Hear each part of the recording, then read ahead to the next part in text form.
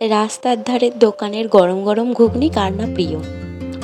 আজ পেঁয়াজ রসুন ছাড়াই বাড়িতে বানিয়ে দেখাবো একদম সেই রাস্তার ধারের মতো নিরামিষ ঘুগনি। দোকানের সেই সিক্রেট স্বাদ আর গন্ধটা ঠিক কীভাবে আনবেন জানতে ভিডিওটা মন দিয়ে শেষ পর্যন্ত দেখুন। অনেকেই নিরামিষ খান বলে বাইরের দোকানের ঘুগনি কিনে খেতে ভরসা পান না, তাই আজ বাড়িতেই বানিয়ে দেখাবো একদম দোকানের মতো স্বাদের নিরামিষ ঘুগনি।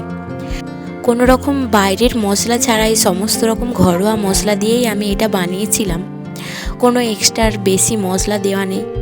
এই রেসিপিটা বাড়িতে ট্রাই করলে, বাড়িতে যদি কোনো বয়স্ক ঠাকুমা দিদা থেকে থাকেন অথবা কোনো বাচ্চা থেকে থাকেন, সবাই কিন্তু অনায়াসে খেতে পারবেন।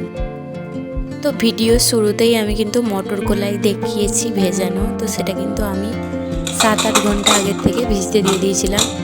এবং দোকানের মতোই ছোট ছোট করে ঘুগনির জন্য আলু কেটে নিয়েছি। আলুগুলো কেটে ভালো করে ধুয়ে প্রেসার কুকারে কলাই, আলু, তার সাথে পরিমাণ মতো জল এবং নুন দিয়ে সেদ্ধ করে নিলাম। সেদ্ধ হয়ে যাওয়ার পর জল ঝরিয়ে নিয়ে গ্যাসে কড়াই গরম করতে বসিয়ে দিয়েছি। কড়াইয়ে সাদা তেল দিয়ে দিলাম এবং ফোড়নে দিব গোটা জিরে। গোটা জিরেগুলো ভালো করে ভাজা হয়ে যাওয়ার পর টমেটো এবং কাঁচা লঙ্কা দিয়ে একটুখানি নেড়ে নিয়ে ভালো করে তারপরে দিয়ে দিলাম হলুদ গুঁড়ো। হলুদ গুঁড়ো দেওয়ার পর দিয়েছিলাম জিরে গুঁড়ো, মিট মশলা এবং ম্যাগি মশলা, খুবই অল্প পরিমাণে 8 চামচ মতো।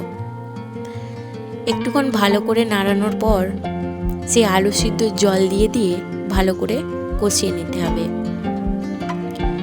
এরপর পরিমাণ মতো জল দিয়ে ফুটতে দিয়ে দিয়েছিলাম।